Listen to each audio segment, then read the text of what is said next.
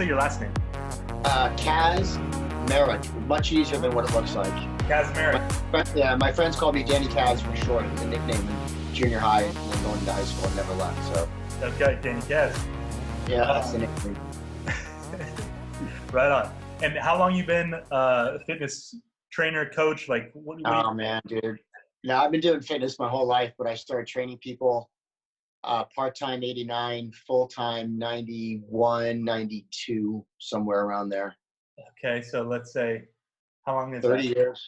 30 years? Shit. 30 years, man. Yeah, right out of high school. Like, I graduated high school 86 and then went to school, took a year off, went to a 2-year school in Southern California, played soccer, had a freaking blast, man. I was living at the beach, Orange County, California, and I was going to college, playing ball. It was so much fun.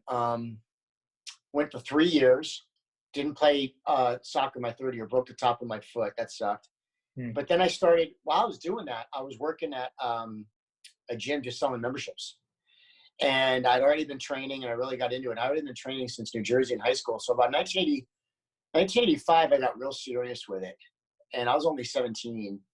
And from that point on, by the time I graduated and got out of Orange Coast, I already had 6, almost 7 years of training under my belt. Like more of the weight training side, like mainstream fitness. I already been sports training for a while.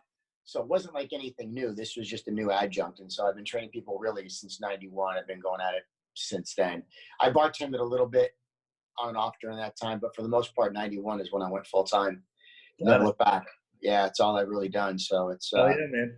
What was interesting about when we talked about yesterday being fatherless and trying to do a business and trying to be something in life, like identity is a huge thing. So growing up, my identity was my mom, my sister, and me. And my mom got married a few times. And, you know, the whole stepfather gig, you know, stepdad 101, it was all like that. You know, they were cool sometimes. For the most part, they're pretty much idiots in my eyes. But I had sports and I had friends and I had a gang of people growing up. So the fatherlessness thing did not hit me consciously. It was already hitting me, but didn't really hit me until I got to college and went on my own and going in my 20s. The 20s were rough. And so when I started training people, and as soon as I went to college, I was out on my own, always struggling financially for a while. It would like kind of come and go. This is now, you got to put the timing on this, late 80s, early 90s, you know, and it was just rough. I just realized, like, I don't know anything, but I wouldn't admit it to anybody. You always had to be right. But I did start to study a lot, especially in my craft. So the only thing I really had to rely on was sports and fitness and the whole jock mentality, but not being a dumb jock, which was a kind of a cliche, you know, back then.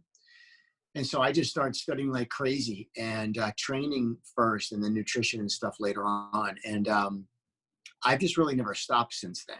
Not because of that, like the reasons why I did it. I started doing it because I loved it, but not realizing that it really helped me kind of get by till I got some people come into my life to coach me up and mentor me up and teach me some ways. And a buddy of mine at church way back in the day, which I was not a church going guy at the time until I hit 25, was another like a spiritual mentor. So I had like physical mentors and spiritual mentors and all that stuff that really just came out of nowhere.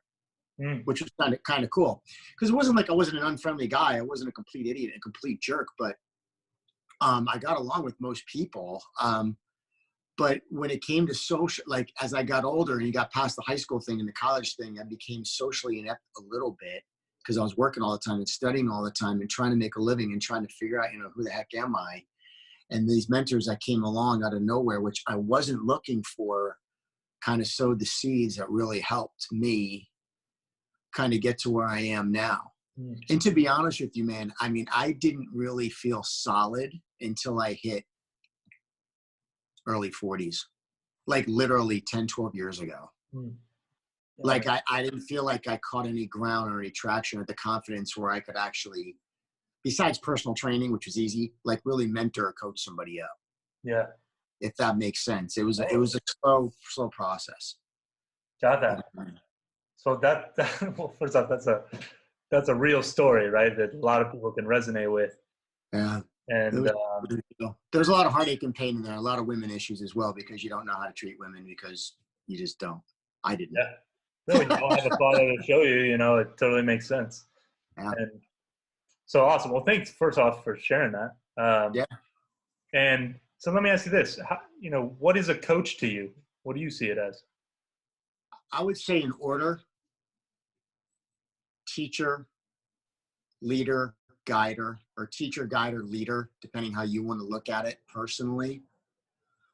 A coach at first is someone who's going to teach you something. What that teaching entails, whatever the subject is, sports, academia, whatever it may be.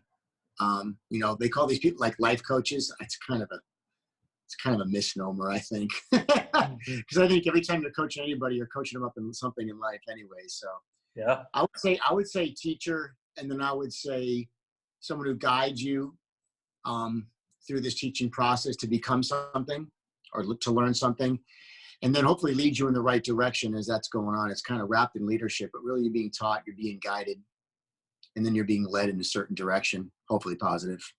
yeah. And then I think that kind of sows seeds to kind of frame you for what you're going to do. No, I think that's spot on. And I think it's just about finding that coach with all those elements that you want to be like, essentially, that's going to like give you the path that you want to go, at least for this period of time until you want another coach, right? Yeah, like a seed that's sown, and then you go on that path for a while, and then you go on your own. Kind of like my mentor, Dr. Chapman. I mean, he still talks to me, and I got 10 years of emails from him, all kinds of, you could just name any nutrition subject there is. I can just put a search engine on my computer. It'll pull up tons of abstracts and scientific data on that, ashwagandha herb or something. But once he came into my life and mentored me for a while, once I moved out to Texas, he still worked with me for about another 4 years. And it's not that he doesn't work with me anymore. We talk to each other, but the official mentorship is gone once I had about 2 years left of school. And then I just finished it off and started, doing some mild consultations with clients and stuff and implementing it into my training business. Some people too, they don't want to be coached, man. It's true. Actually, I'll hand my client like a questionnaire, and they're like, "Oh, I don't believe in supplements." And I'm like, at first, like inside me, I'm like, "Oh man, like you just crapped on 30 years of my life in one sentence. Like vitamin D3 doesn't change you at all or something." I'm like, "Oh my gosh, this is not happening." Because my studies in like what I call the epigenetic medicine or nutrigenomics, which is a real fancy word for like the power of the information in nutrition, because nutrition and information is the same word. So when you take in food or supplements or whatever, your body has to read what it is. There's information, all this genetic coding and all this stuff, like the DNA of food. Yeah. Is it compatible with the DNA of who you are as a physical specimen, right? And it's so profound. I mean, supplements saved my life in the early millennium when I got sick with parasites and all kinds of intestinal issues, right? And so when they say that to me, I'm like, I just have to blow it off real quick and go, you have absolutely no idea what you're talking about. I don't tell them that, but in my head, totally. I'm like, okay, this is going to be a slow coaching curve. Totally. So people come in and I give them the howitzer, information. And I said, look, I'm not going to give you too much, but you're going to get blasted the first couple of days, and then we'll break it all down. They give me the questionnaire. I fill it out. I want you to do this, this, this, and this. And I'll start them out slow, and it depends on the person. They might be more aggressive. They might be more passive, whatever it is. And I'll give them the implementation. But some people don't want to be coached, man. Or they themselves, it's usually the younger guys, probably fatherless, don't make good money or do make good money. And they're like, I know what I'm doing. I just want to, come in and get a good workout. And then I start training them. And then I start putting them through movements. And I do this all the time, bro. It's hilarious. Simple movements like push-ups, a bicep curl with anything, barbell, dumbbell, machine, cable, whatever. And their movements are just atrocious. And it's like, how are you going to build a bicep when you're working your back right now? Stuff like that. It's like specific things, specific movements. And so I don't say anything. I have fun with it, though. It keeps me going. I have fun with it, And so then I just slowly coach them up. So let's just try this, and I'll position them, pinch your blades, chest up, stabilize your feet, whatever you're gonna do. Yeah. And oh wow, I never felt that before. I'm like, yeah, all right, let's move on to the next thing. And then here's the thing. Here's what's so funny, man. in my area in fitness, when you're coaching, this is 110% of the time. Once I go through that with somebody and they really start to get it down, let's say they're around 3-6 months and their movements are really good and they really start pumping and they're getting, let's just say weight training, they're getting stronger. They might even be getting a little bit leaner, right? They get sore in areas they've never been sore before because they're recruiting more muscle fiber. Then 6 months down the road, they're like, I think I'm good. I can take a break for a while, right? Yeah. Which never happened in California. Only here in Texas. In California, no one moves, or it wasn't a transient state, so they'd hang out for 14 years. I had clients for 14 years. So I'm like, okay. 2 months later, they're calling me up, hey, you still free for working out? I'm like, yeah, because once they left, they didn't realize that this pattern I had them on, or this agenda, and they go and do it themselves. They're like, wait, maybe I do need more coaching, training, whatever you want to call it. Yeah. So they'll come back and we'll hit it again and they'll remind them of things. And it's so interesting for me, like training alone compared to having a training partner, there's always a different vibe. It's much different for me if I go kickbox and hit the bag than I go and spar with somebody. It's still kickboxing, but they're two different animals. That is the value of coach, partnership, team right there. Yeah, just between individuality and teaming up, and that's it. And that's a huge aspect of coaching, which could probably go back to the definition of it is teaming up. There's a psychological switch or psychological factor of being coached up and learning something new if you could humble yourself enough to do it. So here's what I want to know. Who are your clientele? Like the perfect clients, the ones that you can like max out.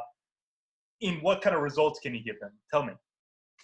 Well, it's just like anything else. Remember the Army thing, you get out of it what you put into it? Yeah. I don't want to say arrogant enough, but I'm confident enough. I tell my clients, if you do what I tell you and you literally execute this lifestyle, not in here, but outside, I guarantee you'll be in the best shape of your life. Because putting myself through it, I want to put them through what I put myself through if they're capable of doing it. So the person that I like is really, they're going to go for it. They've already made the decision. They made the investment. They're going to come in. They're going to crush it. And it's sad but true, bud. You know this. A lot of people, they just don't commit to it enough. They might commit to it an extended period of time, but the lifestyle and the training, sometimes they'll come in and they'll half-ass it and they won't really train hard. But the ones that have phenomenal results. One is one of my latest guys, Alex, Mexican dude. Culture, loves Mexican food, which is a lot of carb, a lot of flour, a lot of beans, a lot of rice, not a lot of colors of the rainbow. Switched everything up with him. 194 to 172 in like not even 6 months. And yeah, he has veins in his arms and stuff that he never had in his whole life.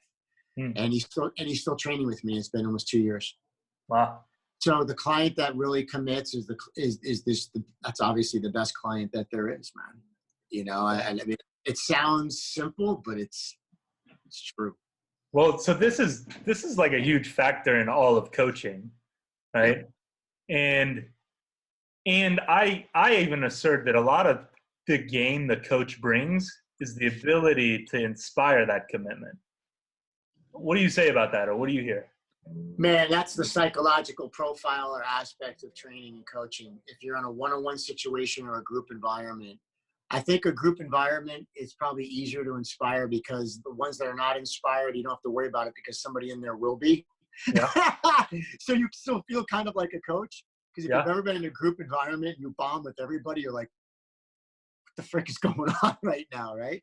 Yeah. So having group training behind me, having one-on-one training behind me is an interesting, different, again, psychological interaction meeting aspect. And man, you learn how to read people over the years, Yeah. Since I've been traumatized and I've been healed from traumatization, it's easy for me to pick that out.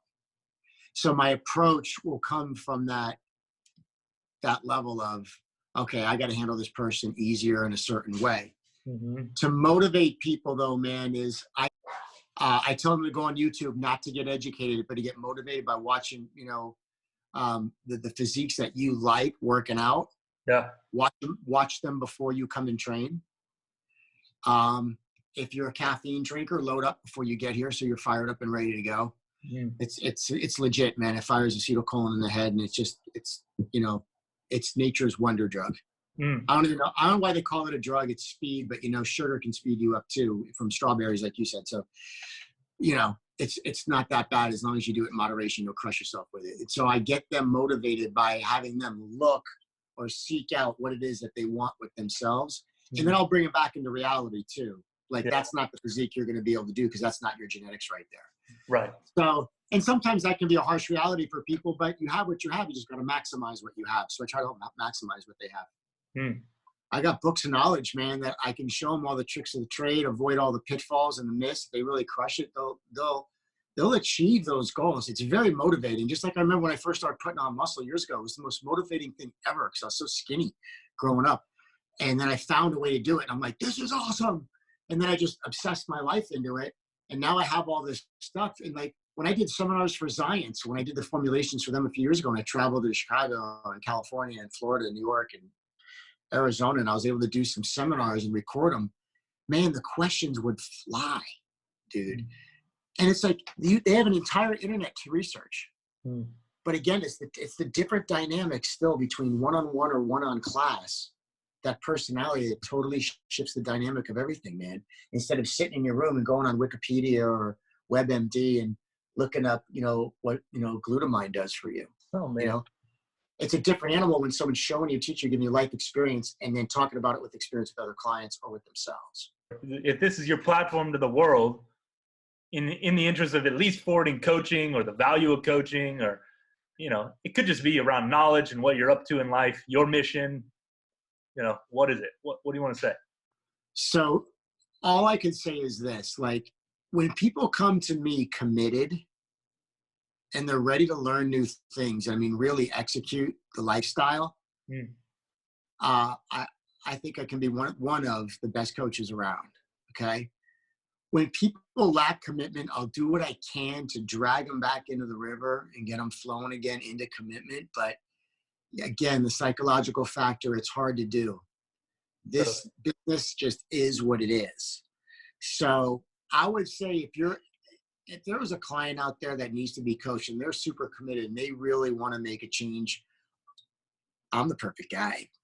I'm not going to fight you to make you try to get the results that you desire when it's really not in your heart. It's only in your head. Yeah. Because I notice when it shifts from their heart to their head, from their head to their heart, it just becomes who they are. Well, first off, I just want to acknowledge you for being a coach, being somebody who is out empowering people and really making it happen for their bodies. You don't have health, you have nothing. Right? True. Thank you for being that. And thanks for coming to the show.